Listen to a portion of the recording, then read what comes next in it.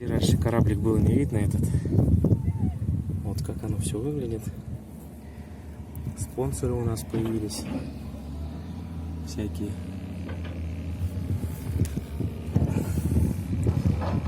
Чтобы было понятно, что это такое. Аккумулятор нас подвел в прошлый раз. Пробуем сейчас заново запускать.